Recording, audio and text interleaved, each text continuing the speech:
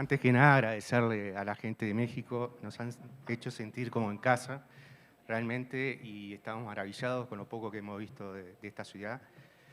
Acá hay una delegación importante de Uruguay y la verdad que estamos muy contentos de estar compartiendo este evento regional con ustedes. Bueno, la gente del Centro Uruguayo de Imagenología del Uruguay va a hacer una breve presentación acá en el living, un poco para mostrar lo que se está haciendo allá y la proyección que puede tener y los retos que hay en el diagnóstico en América Latina. Vamos a estar aterrizando con la gente de México también, de El Salvador. Sí. Gracias por estar acá. Y bueno, Pablo, Diego, les dejo la palabra y capaz los interrumpo en algún dato porque creo que tienen cosas importantes para remarcar. Bueno, muchas gracias, Diego, por presentarnos y gracias a toda la audiencia por estar convocada, tan atenta, con un tema tan importante como este. Les queremos para comenzar, porque hay uruguayos y hay gente que conoce el CUDIM, que es el único centro donde se desarrolla la técnica de PET, o sea, de la tomografía por emisión de positrones. Es un centro único en el país, donde dedicamos mucho tiempo para el diagnóstico clínico, para el diagnóstico imagenológico, un tiempo para la investigación y otro tiempo para la formación de recursos humanos. Y ahora estamos empezando una nueva etapa que es la del tratamiento de pacientes con terapias dirigidas. Les queremos hacer, si tenemos el video por ahí, hacer una breve presentación de nuestro centro.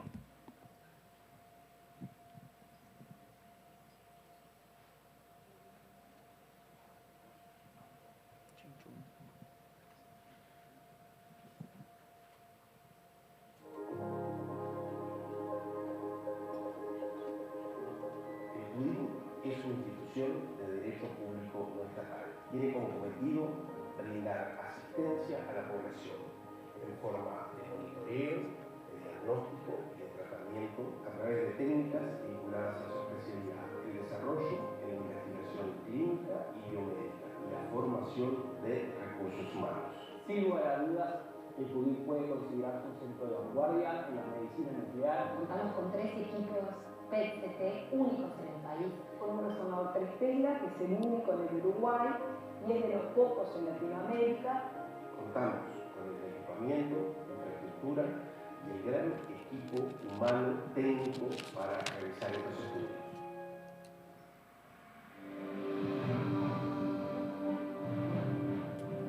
El CUDIM tiene 3 áreas bien definidas: el área asistencial, el área de investigación clínica y biomédica, por último, el área administrativa y financiera.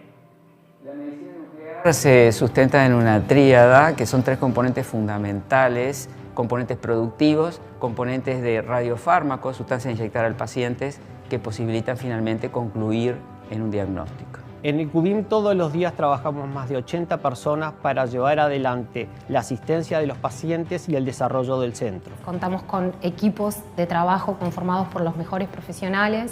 El CUDIM tiene la responsabilidad de garantizar el acceso universal a todos los usuarios del Sistema Nacional Integrado de Salud. Ofrece un menú de opciones. Tanto el diagnóstico como el tratamiento de los pacientes oncológicos, así como de enfermedades neurológicas, de enfermedades cardiovasculares. El estudio PET-CT es el estudio con mayor exactitud en el diagnóstico oncológico en la actualidad. El impacto que tienen los estudios PET-CT es tan grande que aproximadamente 1/3 de los pacientes con enfermedad oncológica, por ejemplo, modifican su tratamiento gracias a la realización de este tipo de estudios. Es lo más innovador que existe hoy en día para el diagnóstico de los pacientes oncológicos. En nuestro centro hemos realizado más de 50.000 estudios PET-CT.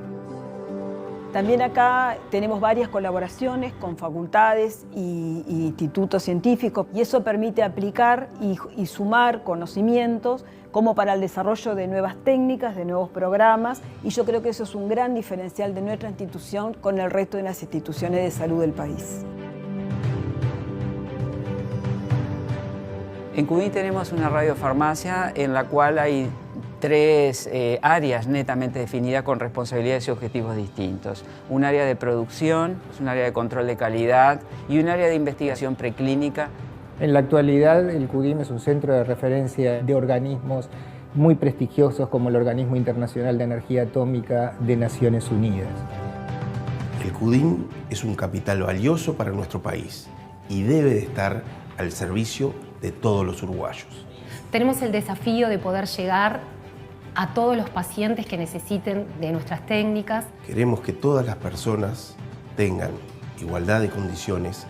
Es por eso que asumimos la responsabilidad y el compromiso de llevar el CUDIM a todos los rincones del país.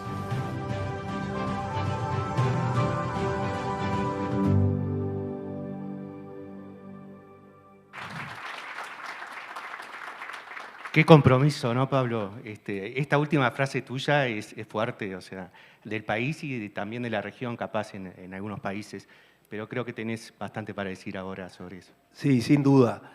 Nosotros hace casi 3 años que estamos dirigiendo este centro y una de las cosas que nos encontramos fue básicamente 2 cosas. Si ustedes ven el video, es casi perfecto el centro, brilla, es divino. Y se los digo con mucho orgullo, pero le faltaban algunas cositas. Le faltaba abrirle la puerta a los pacientes, que es el por qué estamos nosotros ahí. Es una gran cajita cuadradita divina, donde los pacientes entraban, salían, se diagnosticaban, pero prácticamente no tenían contacto con nosotros, no tenían contacto con los médicos, no sabíamos qué pasaba con ellos. Intentamos cambiar poco a poco eso y lo estamos logrando. Una de las actitudes que tuvimos fue contactarnos con Jorge, con Raquel y con toda la gente de Pronacam para abrirle las puertas y decirles que el CUDIM es de ellos y que deben de participar y de estar informados, no solamente para saber, sino para transmitirle a aquellos pacientes y a aquellas personas que tienen esa problemática. Pablo, ¿estoy equivocado? Esto nació después del Oncolatino el año pasado. Bueno, no estás equivocado. Nació después del Oncolatino, no del año pasado. Ojalá este año salgan acciones así, aprovechen las reuniones, aprovechen este contacto. Tenemos la cumbre de pacientes más importantes de América Latina, con ustedes presentes. Es una oportunidad única. Perdona, y me Pablo. trajiste a la idea. Yo cuando el año pasado, cuando arrancábamos la jornada del Oncolatino, les decía que en el Uruguay somos muy futboleros y deben de saber, de conocer a algunos. Y nos gusta el fútbol y nos gusta eso que todos nos dicen, la garra charrúa y de pelearla. Y les decía, en este partido estamos todos en la cancha, los médicos y los pacientes, cada uno en su lugar, cada uno haciendo lo que sabe, poniendo todo, pero tirando para un mismo lugar que es para ganar el partido. Entonces aquí no hay posiciones, somos todos un mismo equipo, jugadores, pacientes y médicos, y investigadores y todos los que nos manejamos en esta área. Pablo, Diego también, pero ¿llegaron así al conocimiento de lo que es el diagnóstico, los servicios que brindan, la tecnología? O sea, tiene una capacidad importante instalada, es conocida, o sea, ¿qué pueden decir al respecto? ¿Hay un reto al conocimiento, al empoderamiento del paciente, a que ellos tengan la demanda del servicio, digamos?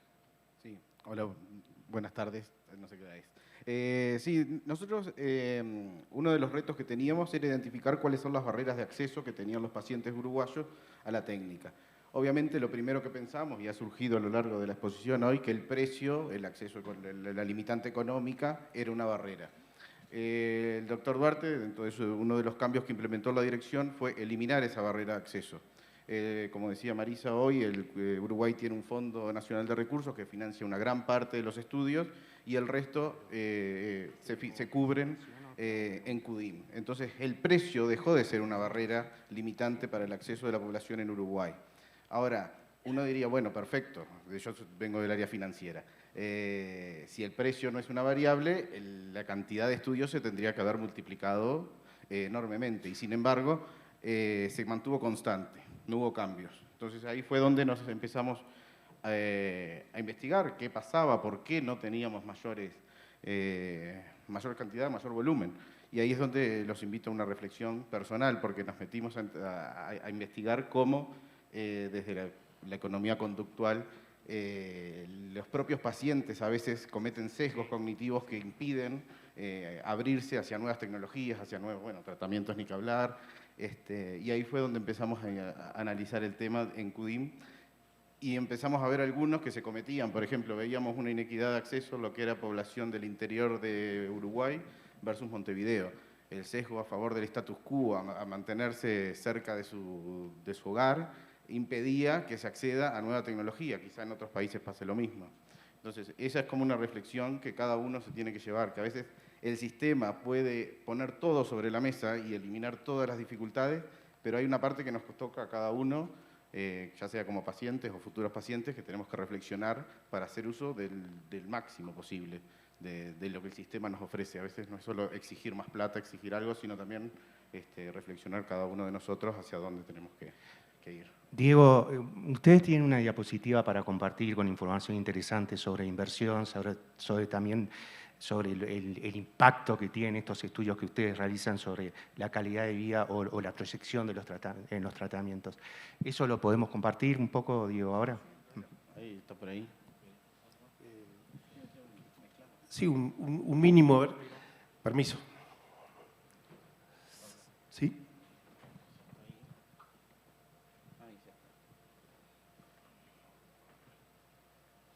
Bueno, adelante, a ver. ¿Cómo se inserta? Bueno, esto es un poquito lo que veníamos hablando de cómo se inserta el CUDIM. Básicamente, les decía, el CUDIM es el único centro PET que hay en el Uruguay. Además, contamos con resonadores magnéticos para el diagnóstico. Pero lo que nos vamos a encauzar más es en el PET. Porque consideramos que es una técnica de suma importancia para realizarlo. Y lo que les quiero decir, en el Uruguay el PET no tiene costos ni para las instituciones ni para los pacientes. Es un estudio que se realiza y se paga a través del Fondo Nacional de Recursos en un 60% y a través del CUDIM, que aportamos el otro 40%. Eso hace que cualquier médico pueda solicitar un PET, pero como decía Diego, hemos visto que poco crecimiento hemos tenido en estos 3 años, a pesar de que hemos recorrido todo el país.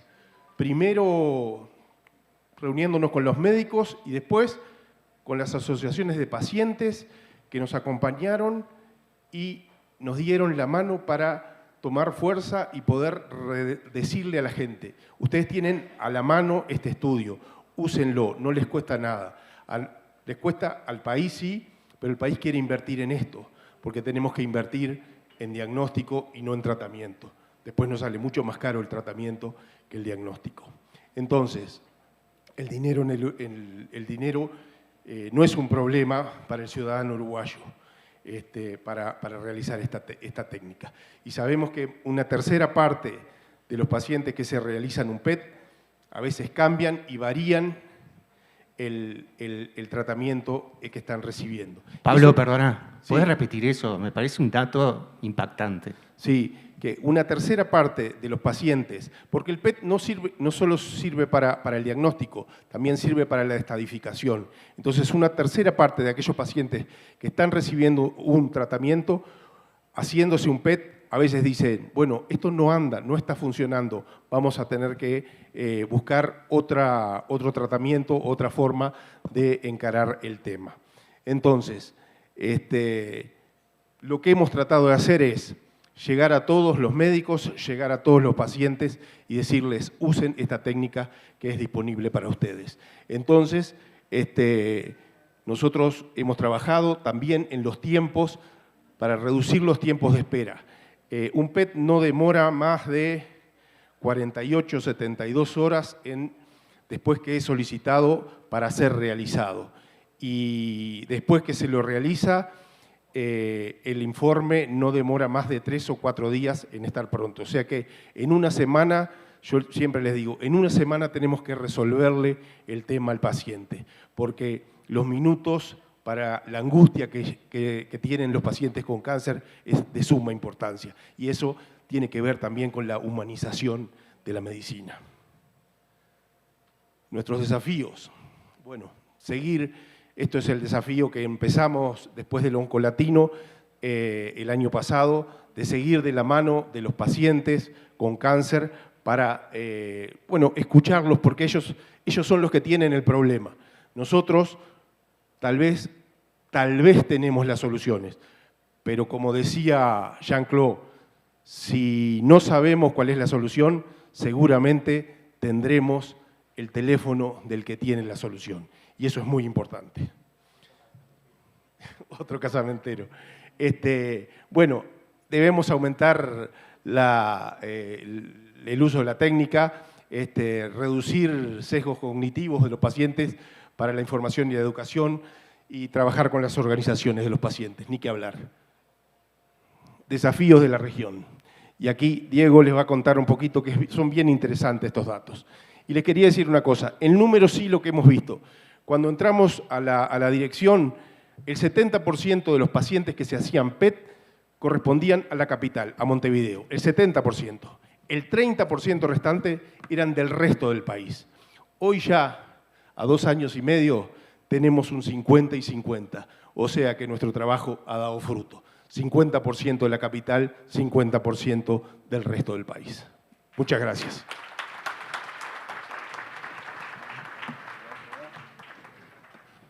Bueno, esto era para seguir con la línea, el título es los desafíos del diagnóstico en América Latina, y esto es lo que nos corresponde a nosotros del área como del estudio PET-CT, para que vean lo abajo que estamos en el uso de la técnica. Obviamente tiene un montón de explicaciones, acceso, disponibilidad tecnológica y demás, pero hay mucho para crecer, o sea, continentes como Europa está duplicando la cantidad de estudios de diagnóstico que hace con respecto a nosotros.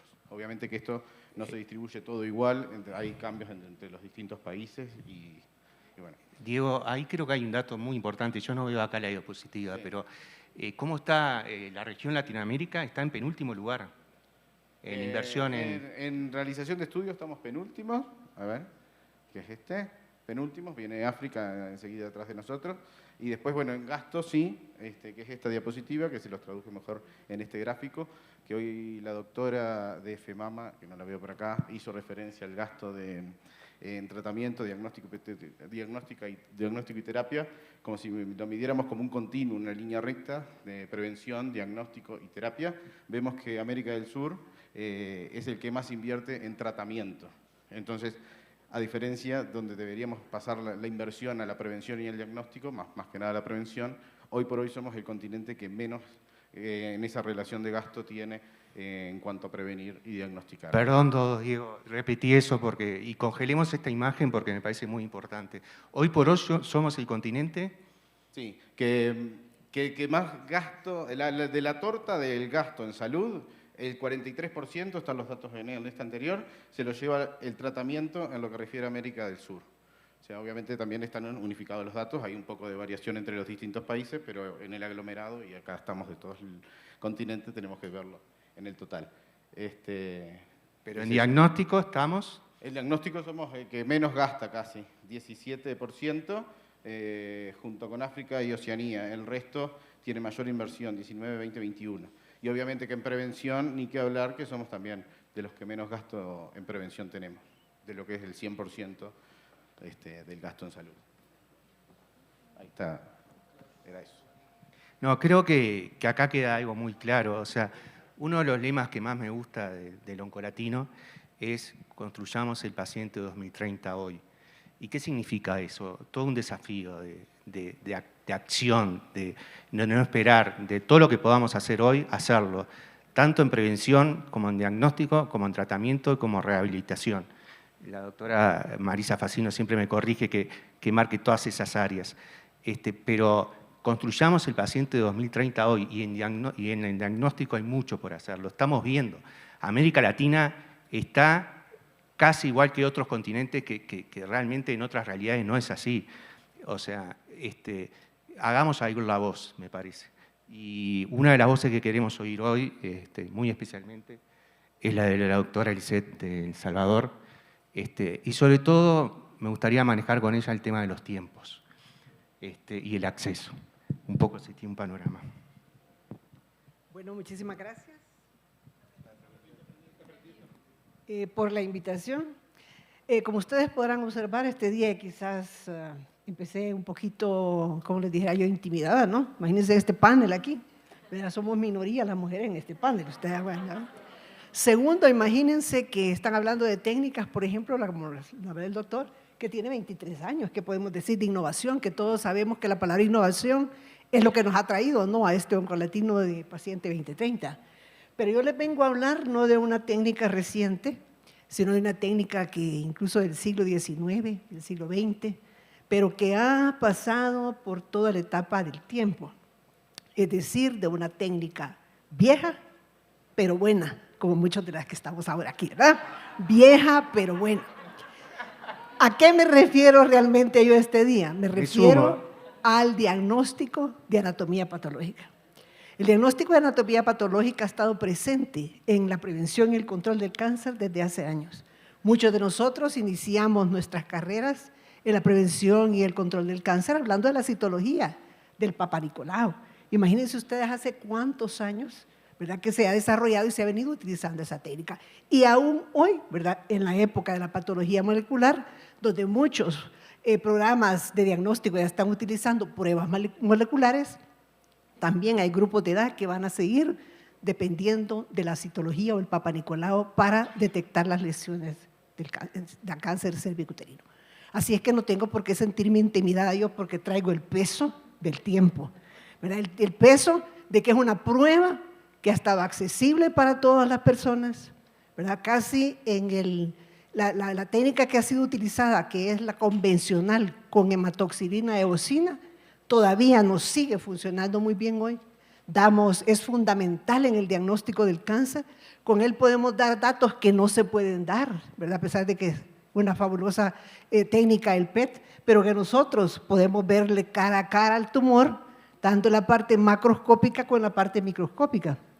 Podemos hablar de su morfología, podemos hablar de su estirpe, podemos hablar del grado de diferenciación, podemos decir si los márgenes quirúrgicos están libres, podemos decir si hay émbolos malignos en los vasos linfáticos. O sea, la información que da la anatomía patológica, como ustedes pueden ver, es fundamental en el diagnóstico del cáncer. Pero también, como todos acá, imagínense que cuando estaban preguntando de la ADN digital, obviamente yo no levanté las manos porque como también dijeron que soy migrada, o cómo es el término que se utiliza, migrante digital. Imagínense ahora la patología y ha tenido que emigrar, porque así como la tecnología ha invadido nuestra sociedad, también a la patología. Y así como estas técnicas se han desarrollado otras, como la inmunohistoquímica, que determina ya factores pronósticos y predictivos, ya no estamos diciendo solo la morfología del tumor, sino que estamos prediciendo cómo se puede comportar ese tumor y además de eso, qué va a poder responder al tratamiento. Así es que también es otra base importante que damos a través de la inmunohistoquímica. Y así, si ustedes pueden ver, todas las técnicas de patología molecular, como dijo la doctora de investigación, se estaba hablando de tejidos, es decir, que ha tenido una base en anatomía patológica. Ahora les pregunto yo, ¿quiénes de ustedes tienen en su equipo y conocen de cerca al patólogo que ha podido diagnosticar? Levanten la mano, por favor.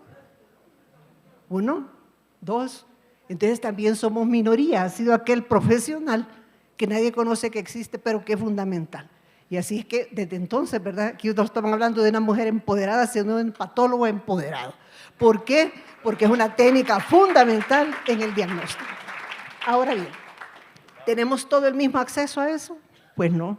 No en todos los países tienen, a pesar de que yo les he dicho cuánto tiempo tiene, el mismo acceso en tiempos. Estábamos analizando en una videoconferencia que tuvimos antes y uno de los retos principales es que cuando se han diagnosticado, se han hecho estudios para ver los tiempos de demora diagnóstica, y les estoy hablando de unos recientes que he visitado sobre cáncer de mama. Por ejemplo, la media, algunas mujeres desde el inicio de los síntomas o que se tocaron ellos un tumor en la mama o que una mamografía salió con alta sospecha de cáncer, hasta que se ha diagnosticado, incluso pueden pasar más de 4 meses. Y entonces ahí estamos hablando de una demora en el tiempo del diagnóstico que afecta, ¿verdad?, directamente al paciente. Por lo tanto, es un reto para todas las organizaciones que a los patólogos ni los departamentos de patología no pasemos desapercibidos como hemos pasado hoy. ¿Por qué? Porque es necesario invertir, ¿verdad? No solo en tratamientos, porque hay tratamientos que dependen también de la patología para que se puedan dar. Y así como nosotros queremos hoy medicina de precisión o no queremos medicina de precisión. Si queremos, entonces también queremos diagnósticos de precisión. Por lo tanto, debemos de invertir y debemos de abogar porque hayan un refuerzo en la infraestructura de los departamentos de patología, no solo en equipo, en insumos, en reactivos, sino también en el capital humano. Porque si ustedes también ya ven, tiene que haber un recambio regeneracional, donde también tienen que fortalecer toda esta época diagnóstica. Hay también demoras que previenen de la parte preclínica, que es aquella unidad rural donde se tomó la biopsia, pero que tardaron 3 meses en llegar hasta el departamento de patología. Y entonces tenemos también nosotros, ¿verdad?, que ver qué se deben esos tiempos de demora. Después tenemos la biopsia, el atraso en el nivel de análisis. ¿Por qué? Porque los departamentos de patología no se han invertido en ellos, tienen tan poco personal que tienen demoras también a la hora del diagnóstico. Y luego, cuando damos el reporte, viene otra demora en cuanto llega el que realmente lo necesita, que es el paciente, para que se tome una conducta diagnóstica. Entonces, esto es importante que lo conozcamos las asociaciones de pacientes. ¿Para qué? Para poder abogar, ¿verdad?, porque estos tiempos disminuyan, porque eso realmente incide en la calidad de vida de los pacientes con cáncer. Ahora bien, fíjense que cuando me levanté no solo fue con el objetivo de ver, sino también de ponerme este pin, miren. ¿Qué es lo que significa este pin? Si ustedes lo ven, es una A. Si ustedes lo ponen al revés, es un corazón, pero realmente es una A, que significa ATOM. Es una nueva iniciativa de la Unión Internacional contra el Cáncer, que por sus siglas en inglés es Acceso a Tratamientos Oncológicos. Pero que es lo que todos realmente aquí, ¿verdad?, estamos nosotros queriendo procurar cuando estamos hablando de acceso. Y ahora van a decir, bueno, ¿y esta patóloga por qué se pasó de diagnóstico a tratamiento? Pues porque esa realmente es la función de todos, ¿verdad?, procurar un tratamiento, el mejor tratamiento para cada uno de los pacientes. Y esta iniciativa conoce perfectamente eso. Y hay un brazo dedicado precisamente a acceso a los medicamentos, pero hay otro brazo dedicado a diagnóstico. Y por eso es que los he traído hasta hoy aquí, ¿verdad?, porque la UICC, en esta iniciativa que dijimos que se llamaba ATOM, ¿verdad?, que por sus siglas en inglés, también va a fortalecer el área de diagnóstico. Y hay países que se han denominado países ATOM, donde en este momento hay 10 países, de los cuales 2 son latinoamericanos, para que se pueda hacer proyectos de fortalecimiento, tanto de lo acceso a los medicamentos, desde la ruta completa, que tiene que ver con el ingreso de los medicamentos, la ruta que ustedes ya saben que los oncólogos mejor que nadie la conocen, hasta también la parte de diagnóstico, que inicia por un diagnóstico de las redes, y es otro punto del que teníamos que hablar, de esas redes tan importantes, así como han logrado en el CUDEM que toda la República. En un tiempo se tuvo una red de laboratorios de patología que se llamaba Red PAC, que era la de la red panamericana, donde intentaba también y se hacían control de calidad, que es otro de los puntos que tenemos que hablar, sobre los diagnósticos citológicos. Y entonces es importante que en foros como estos también aprendamos e integremos esa parte diagnóstica, ¿verdad? Podemos también hoy en la era de la telepatología intercambiar esos diagnósticos, esos retos. Podemos también ayudarnos los países que han avanzado más en esa área que otros, con intercambio, con becas para que profesionales puedan aprender y de esa manera, ¿verdad?, lograr un acceso para disminuir esos tiempos de demora y un acceso realmente oportuno, de un diagnóstico oportuno para los pacientes.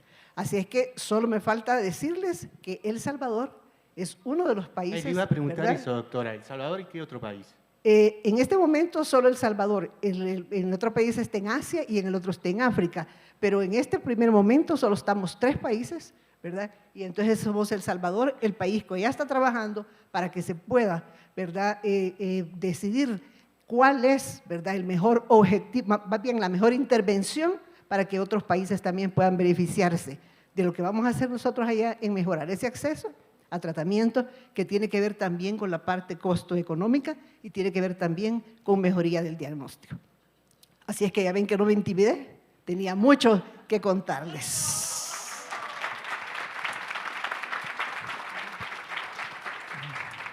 Pero yo me quedo con algo que dijo la doctora. En el pasado fui periodista y me gustaba titular.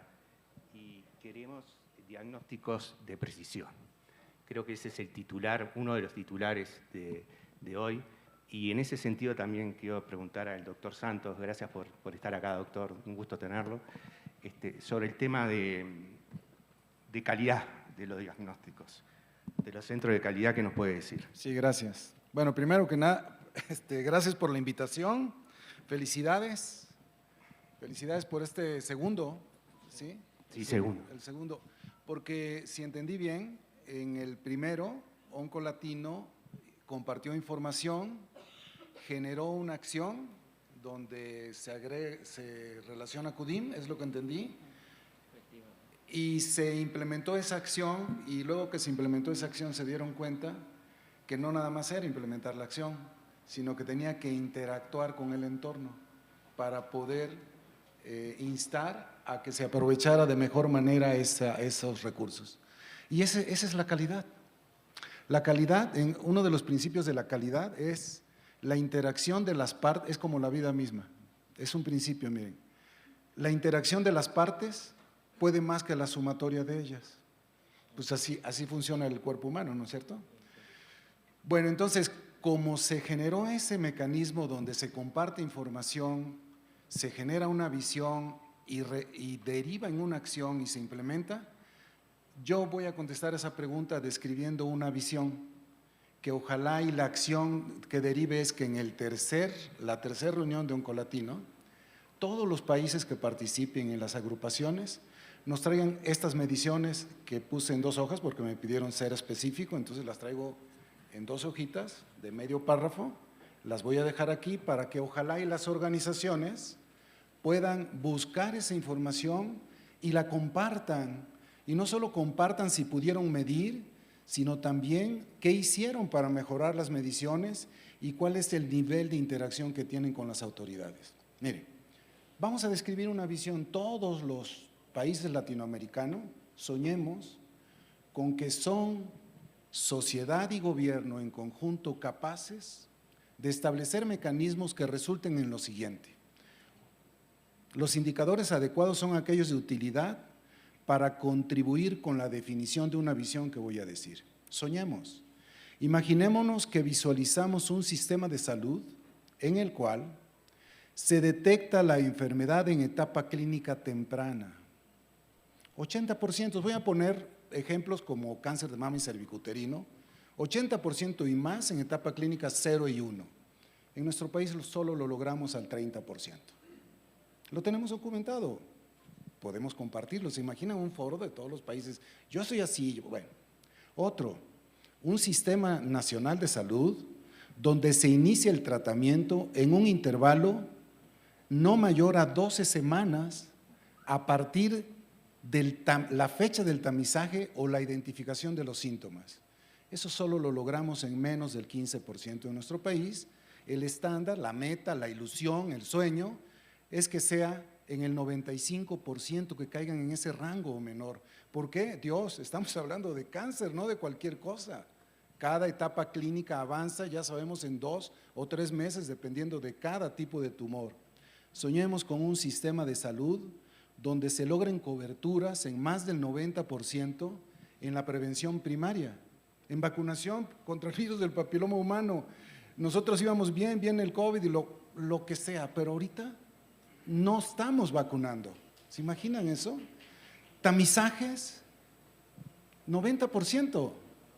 Evaluación diagnóstica, Todas, por Dios, ¿cuáles? Todas las que tienen sospecha tienen que pasar a evaluarse y a confirmarse. ¿Y como cuántas tendríamos que tratar? ¿Cuál sería el estándar de las que están confirmadas? Pues el 100%, ¿o no es cierto? Soñemos entonces con un sistema nacional de salud donde se logra equidad en el comportamiento de estos indicadores, independientemente del tipo de acceso al que tenga cada paciente. En mi país, que no nos importe si alguien es del IMSS ordinario, del IMSS Bienestar, de Pemex, de la Secretaría de la Defensa Nacional. No, todo, equidad. Soñemos con un sistema nacional de salud donde los establecimientos de salud, todos, demuestran que alcanzan los estándares de los indicadores que les aplican, los de patología, los de tamizaje, ahí está la ACR, BIRATS, que todos los establecimientos operan en condiciones adecuadas de suficiencia y funcionalidad, incluye abasto de medicamentos, un sistema nacional de salud donde se satisfacen los requisitos normativos y donde obtienen, si corresponde, una certificación o un reconocimiento.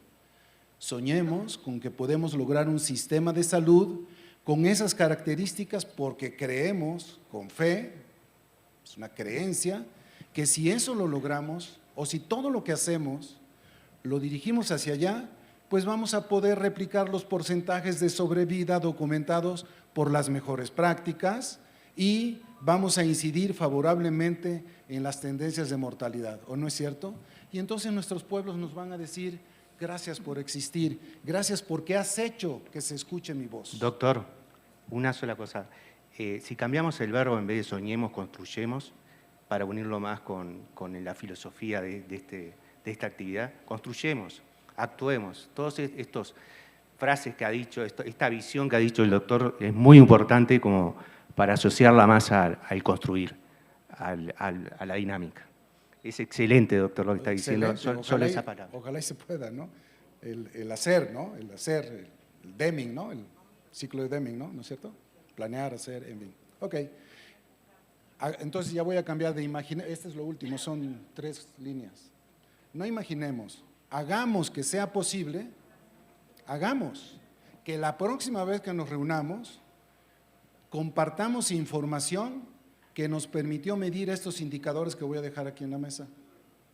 Y que además vamos a traer las acciones que se han implementado o que se están implementando en nuestro país. Hagamos, describamos los foros donde compartimos información y donde compartimos experiencias exitosas en cada uno de nuestros países y aquí mismo, y ojalá y podamos hacer, porque este es el reto, créanme que esta es la causa de las causas, digo yo. Describamos los mecanismos de participación de la sociedad civil organizada en actividades de evaluación y mejora con autoridades que son responsables de la macro y de la mesogestión, como viene en la metodología de gestión productiva de los servicios de salud de la OMS. Claro. Aquí dejo estas 2 hojas, ojalá y se pueda. Gracias, doctor, muchas gracias. Excelente todo, construyamos. Un segundo nomás, una pregunta más personal, digamos. Jorge, ¿qué se siente haber puesto la semilla, ver esto y qué se viene? Y bueno, aquí se ve el fruto de los sueños cuando se pueden hacer realidad. Hoy en una nota me preguntan qué relevancia tiene la empresa en las asociaciones civiles. Un poco discrepando con el comienzo de hoy, que nombraron que las empresas y las asociaciones civiles, acá está demostrado que las empresas pueden trabajar por un fin común para mejorar la calidad de vida de los pacientes, de darles la equidad que corresponde a cada ser humano, viva donde viva. Y uniéndonos las empresas, el gobierno, los sistemas de salud y la voz de los pacientes, porque hoy acá la mayoría de los que estamos somos sobrevivientes del cáncer que tuvimos la oportunidad de vivir y le tenemos que brindar a los que están en esta situación el poder tener la misma oportunidad de equidad. Entonces, las empresas, las organizaciones, el Estado, lo tengo muy presente con mi país. Mi país acompaña estas gestiones. Ahí tengo a Marisa Facino, directora del Programa Nacional de Control del Cáncer, que ella va a cada rincón del país, que dijimos con el CUDIM, tenemos que cambiar esto, que el CUDIM pueda llegar porque es una oportunidad a los pacientes. Y ya se ven los frutos, pero el fruto no es de uno solo, es de la unión de todos. Acá, el segundo simposio, está la unión de todos los que tienen que ver con los sistemas y de todos los que quieren que el ser humano tenga la equidad que le corresponde por ley. Por eso, hoy somos un ejemplo. Tenemos cosas para mejorar, tenemos cosas para llevar al tercer simposio oncolatino el próximo año. Y medir resultados. Porque si no medimos resultados, queda acá adentro. Queda acá adentro. Y acá adentro está todo bárbaro. Pero la cuestión es que cuando salgamos afuera, tenemos que llevar una consigna. Es capaz que no muchas, pero sí la que sea aplicable a mi país. Una buena práctica. Bueno, empecemos el diálogo, acercar a quienes tienen que ver con el tema. No estemos separados, todos juntos. Unidos somos más. La verdad que notable el cierre, Jorge, y creo que esta mesa sí es un poco un ejemplo de eso, Unidos Somos Más, un centro de innovación, de investigación unido con asociaciones de pacientes y un poco conocer la experiencia de otros países de la región. Nos da el tiempo para 2 o 3 preguntas, no sé si alguien quiere hacer alguna pregunta y después la pasamos al almuerzo.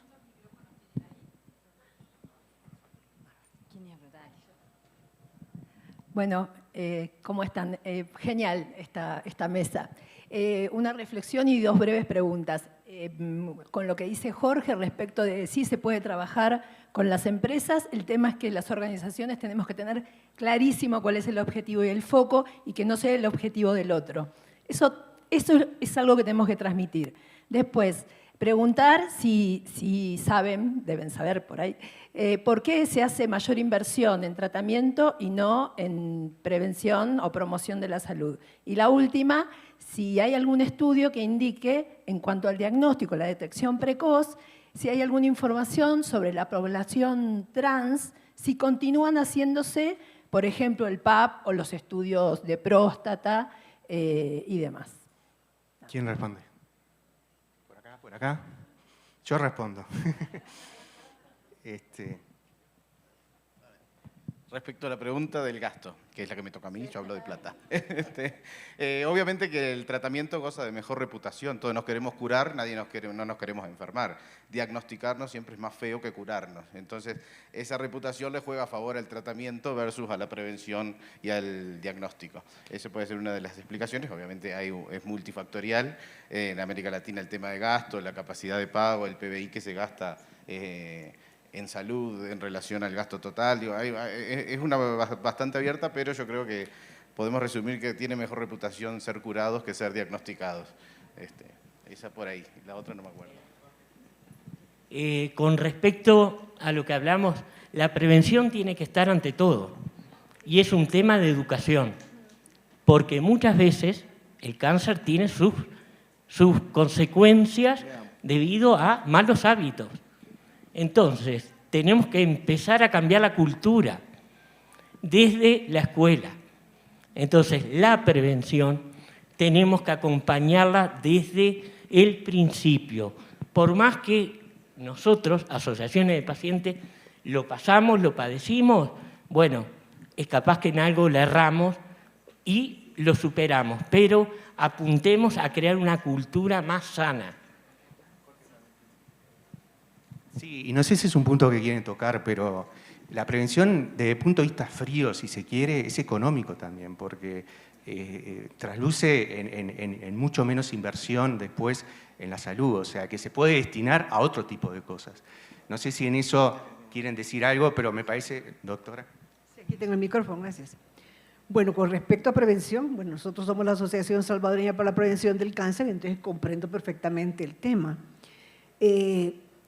Es obviamente cultural, porque cuando nosotros vamos a dar charlas, por ejemplo, a las mujeres les pregunto yo, levante la mano quién llevó a su niño al control del niño sano. Y entonces el 100% de mujeres levanta la mano. Ahora, levante la mano quién fue al control ahora usted de niña sana. Y entonces no, las mujeres no acudimos a hacer esos controles y así es. Imagínense el hombre, vaya todavía más, que es un tema completamente para hablar, ¿no? Y empecemos con esos factores. ¿Por qué también? Porque la Escuela de Medicina también está dedicada y está enfocada a medicina curativa y no a medicina preventiva. Recién estamos cambiando, ¿verdad?, también estos patrones de ese tipo de educación médica que ha estado centrada realmente en la enfermedad y no en la persona. Entonces tenemos que cambiar eso, porque ustedes ven que a medida que va analizándose realmente la causa del cáncer, ¿no? Ya lo pudimos escuchar, que llegamos hasta el nivel de la mutación en específico, pero también nos damos cuenta que la mutación sola no es, sino que también hay otro ambiente que tiene también la mutación, que depende también, ¿verdad?, del entorno, y aquí empezamos a usar el microbioma y empezamos a utilizar otras cosas, y todo es una interacción. Entonces, todo depende también de nuestros estilos de vida saludables, que también es algo difícil de modificar. Y si no ven ustedes esos testimonios del que le cuesta realmente apartarse del tabaquismo, del que le cuesta también esos hábitos saludables de alimentación, de ejercicio, y vamos a tratar de cambiar esos patrones culturales y llevan tiempo. Y por lo tanto, la prevención, si bien es cierto que es más costo efectiva, también no da aquellos efectos inmediatos que nosotros queremos y que también los gobiernos quieren. Porque también hay que tratar el punto ese, que también es político. A los gobiernos les interesa también que lo que estén haciendo, la acción es ya. ¿Y cuál es la del tratamiento? Es ya. Porque en el momento está la medicina y todo el enfermo necesita. Porque la gente cuando va a consulta, aún en mi país es así, no sé, en el país de ustedes, si va y se le escucha y todo, pero no se le dio medicina, dice, ni siquiera vitaminas me dieron. Porque también ha sido, ¿verdad?, esta parte de la enfermedad de nosotros creer que con una pastilla nos vamos a solucionar todo. Y a lo mejor lo que necesita realmente es cambiar la dieta, no comer tanto pan de dulce y tantas cosas más. Pero si le dicen eso, no le gusta. Así es que tenemos que ver cuáles son ese peso de la prevención y aquí realmente, trata para no solo una mesa, ¿verdad?, sino hablar más. Y con respecto a la última pregunta del diagnóstico en poblaciones trans, hay clínicas ya en mi país que están, ¿verdad?, y recabando datos de eso, esperamos que nosotros los podamos obtener. Porque parte de la Alianza Nacional para la Prevención y Control del Cáncer también es como ver poblaciones vulnerables, ¿no? Y esa es una de ellas, para prevención del cáncer. Así que es lo que le puedo aportar. Sí, abundando en esto, doctora, es también un tema de gobierno. Prevención primaria, evitar que la enfermedad ocurra, ahí está la vacuna, ¿no?, del VPH. Prevención secundaria, tamizar y evaluar para detectar la enfermedad en etapa temprana. Prevención terciaria, tratar. En México, aun cuando la OMS nos dice que se tiene que asignar a salud un Producto Interno Bruto, sí tienen esa información, ¿verdad?, porque es algo que tenemos que saber la sociedad civil y médica. La recomendación es el 6% del PIB. En nuestro país, en México, estamos asignando 2.7, 2.8, y así es difícil. Entonces, ¿y qué proporción estamos destinando, igual que en toda Latinoamérica, más hacia el tratamiento, a la prevención terciaria que hacia la primaria y la secundaria? Y son cosas que tenemos que saber como sociedad civil y médicas organizadas para que cuando tengamos oportunidad de hablar con los responsables de diseñar los sistemas de salud, sepan que sabemos qué pedir. Este indicador también lo tenemos que saber. Hay una pregunta Muchas gracias, doctor. Decí quién sos, por favor. Hola, buen día. Buenas tardes, soy Telma Manzano, directora de Fundación CIMA Chihuahua. nosotros desde hace algunos años trabajamos con la Secretaría de Salud y la de Educación para impulsar tamizajes de cáncer infantil para una detección temprana. Y haberlo realizado durante algunos años a todos los niños escolarizados ha llevado a que la Secretaría de nuestro Estado empiece a hacerlo en la consulta de primer nivel. Entonces, creemos nosotros que si empezamos a empujar muchos tamizajes, incidimos mucho en la consulta, mucho en la cultura del paciente que descubre en las preguntas del tamizaje, pues muchas cosas que reflexionar sobre su estilo de vida, y además, pues estamos haciendo un cribado muy frecuente, muy efectivo, que nos debe acercar mucho a la detección temprana. Muchas gracias. Diego, al fondo hay otra pregunta. No, yo nada más una intervención. Yo soy la doctora Rebeca Toledo. Trabajé 35 años en un laboratorio de citología. Entonces, llegué a Zacatecas, yo soy de aquí, llegué a Zacatecas, dije, aquí se tiene que impulsar este diagnóstico. Se morían alrededor de 60 mujeres anuales y eso era inconcebible para este tipo de cáncer en una población de 3 millones de mujeres, de 3 millones de habitantes, más o menos la mitad mujeres. Entonces, aplicamos el Papá Nicolau, hacíamos Papá Nicolau, llegamos a hacer 70,000 anuales, detección oportuna, lógicamente colposcopistas preparados, tratamiento, todo, y llegamos en el 2012 a tener una mortalidad de tener del 20 por 100,000 pacientes, llegamos a tener 8 pacientes, el 8, ¿sí? Entonces era así como, uy, qué padre.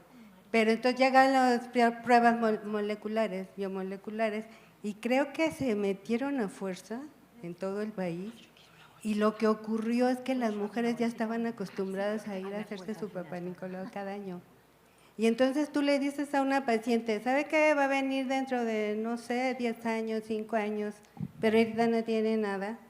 Y aparte yo tuve la experiencia de que en el Hospital de la Mujer pusimos una clínica donde atendíamos a las pacientes, entregábamos resultados no más de una semana. La canalizábamos, etcétera, le dábamos preferencia, llegaban las señoras, se les atendía inmediatamente y dábamos resultados rápidamente. Aparte, cuando ya se pusieron las pruebas biomoleculares de las que yo no estaba muy convencida, le hacía las dos cosas. Y entonces en un porcentaje más o menos del 20% de las pacientes que salían con lesión, la prueba biomolecular era negativa. Entonces, para mí eso no se me olvida porque fue mi práctica diaria durante 10 años. Entonces, y aparte, ahora cómo está el problema, ya subió la mortalidad, yo noto, porque yo ya mejor dije aquí ya no hay remedio, ya mejor me voy, porque no hay nada que hacer, y resulta que ahora ya subió la mortalidad y ahora las mujeres ya no se hacen el Papá Nicolau, ya no se hace nada, porque les dijeron que no tenían nada, que no tenían el virus del papiloma y están como muy contentas. Entonces, bueno, ya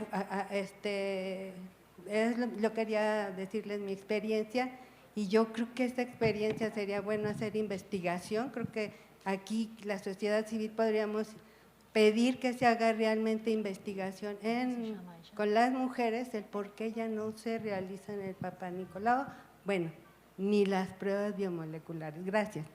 Gracias, doctora. Un aprendizaje, sin duda. Llegó el momento, una última pregunta, y la última porque hay que votar si vamos a comer un delicioso almuerzo o si hacemos más preguntas. Entonces, creo que levanten la mano los que quieren el almuerzo, ganamos. Vicky, quedaste regalada, solo vos levantaste la mano. De hecho, más que una pregunta es un comentario. Primero, felicitar al panel, me llevó mucha información. Mi nombre es Lilian Rodríguez, represento a Puerto Rico, me acompaña Mari Cristi de la Sociedad Americana contra el Cáncer. Y nosotros hemos hecho en Puerto Rico un trabajo extraordinario con la prevención, así que lo queremos poner a la disposición de que lo miren como un modelo. Nosotros tenemos un 87% de todas nuestras niñas vacunadas contra el virus del papiloma humano y ya vamos sobre el 60% con los varones. Así que la prevención nos va a ayudar a prevenir una cantidad de cánceres que pudiéramos mover de todo el panorama de cánceres que tenemos. Pero las comunidades civiles, que es lo que nosotros representamos, tenemos una responsabilidad muy grande y es envolvernos en entender la política pública de cada país, dónde estamos parados, cuál es la política que tenemos aprobada para el cáncer del pulmón, si tenemos una ley ya de prohibición de fumar, o sea, entender como comunidades civiles. Yo tenía una amiga que perdí hace unos meses y ella me decía, los políticos cambian, nosotros no. Los grupos civiles permanecen por años y años y podemos seguir pautando la norma, la regla y exigir, la palabra es exigir de una manera propia, adecuada, con soluciones, presentando respuestas y alternativas. Así que los quiero invitar a que nos utilicen para la parte de prevención como un modelo. A lo mejor pensarán, Puerto Rico tiene muchos beneficios que reciben de Estados Unidos, pero hay mucho trabajo que hacemos en el field, en la calle, en la casa, para poder lograr que la política pública cambie. La política pública, si no cambia, lo que estamos haciendo es poniéndole curitas al problema. Así yo lo describo. Y el mejor ejemplo lo acabamos de dar con COVID. O sea, la comunidad civil se movió para que la ciudadanía se vacunara. Así que si podemos lograr eso y podemos lograr aumentar los niveles de vacunación, podemos apostar más a la prevención y poder entonces concentrar los fondos necesarios para la investigación, para la patología y para todas las áreas. Muchas gracias.